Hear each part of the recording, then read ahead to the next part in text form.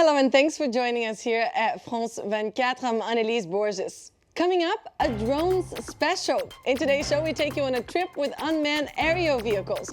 We'll give you a glimpse of military and civilian uses for these devices, and we'll test one out. Tech 24 is taking off. Drones were all over headlines in recent years thanks to US President Barack Obama's policy. The country has researched the use of drones since the 1960s and has increasingly opted to use unmanned planes to fight its wars. In 2011, the US military trained more drone pilots than fighter pilots for the first time in history. And that trend is likely to continue. Other countries have decided to join the movement. Here's a report on how France is trailing in the race for unmanned planes. A rare glimpse. One of only 4 Harfang drones of the French Air Force. Electronics are the pilots on board, requiring no food or sleep.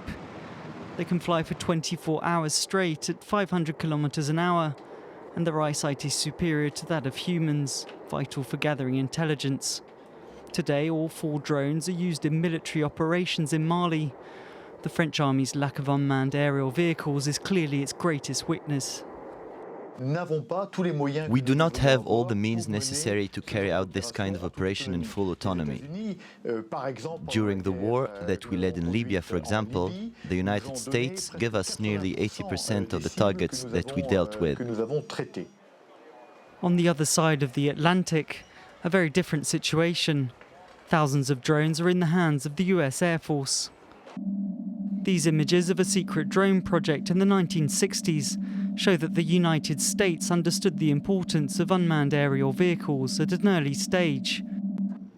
France has now decided to buy a dozen Reaper drones from their American counterparts, after years of hesitation and trailing behind in the technology race. A former general of the French Air Force literally told me that he did not want the topic to be mentioned or taken into account. So there have been many obstacles coming from within the French Air Force. An ethical issue also delayed the program.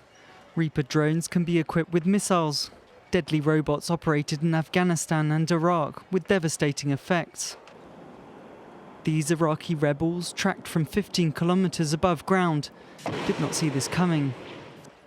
After years of debate on whether a machine can be used to kill, the French Army's position now seems clear. It's a false debate. There's a pilot in the drone, an operator. The only thing is that he's not in the device, but he's not far away. And even if he is very far, he can see what's happening. To avoid the unreal computer game feel, France requires its drone pilots to work from within the theatre of operations. Today, manufacturers, the military and French politicians have definitively opted for the use of drones. But it will take another 20 years to see Dassault's prototype, the Neuron, added to France's air fleet. Aviators seem reassured, persuaded that drones won't replace fighter planes, but will fly together within a computer network, and pilots could even send their drone allies on strafing attacks while giving orders from above. The future seems to point to mixed squadrons of humans and robots. Now there's a whole other side to this story. Infrastructure monitoring, firefighting and pollution control. The list of possible civilian uses for drones continues to grow. In Japan, for example, there are already more than 2,000 drones being used in the agriculture sector. Here's a look at how these pilotless planes are being used in our everyday lives. The sky is the limit for these flying robots. From their roots in spying and stealth military attacks, these pilotless unmanned vehicles have rapidly spread into the civil sphere. Soon, they'll be everywhere in your daily life.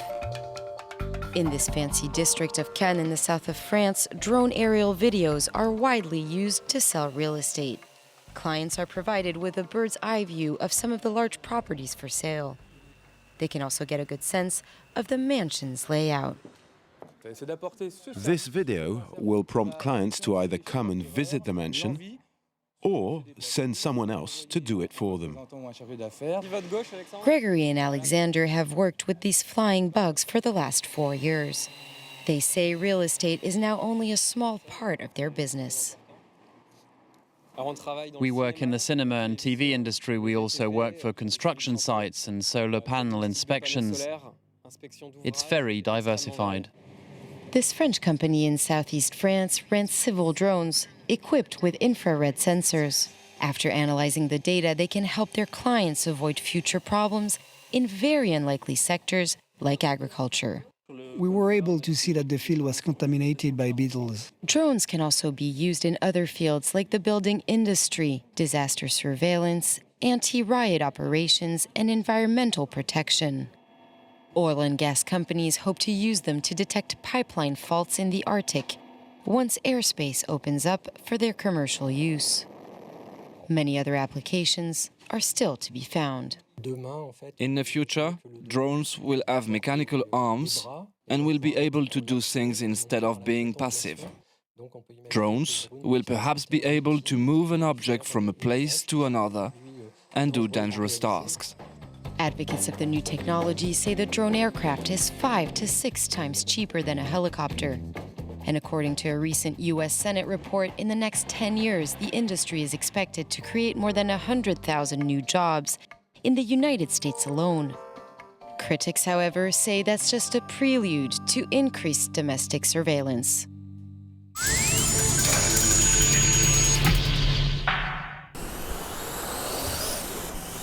And in order to better understand what drones are all about, we decided to test one.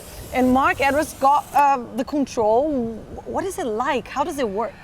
So it's very simple. It's relayed to any iPhone or any of your smartphones, Android capabilities as well. And what you do is you link it up directly wirelessly, and it's very simple to control. And as soon as you've got your controls in a hand, you can, pilot it around, take off, enjoy everything it's got to offer. It's got a wide-angle lens, HD camera, and everything that the drone can see, you can see and record directly. I can see Marc's screen there, and he's seeing exactly what the drone is filming.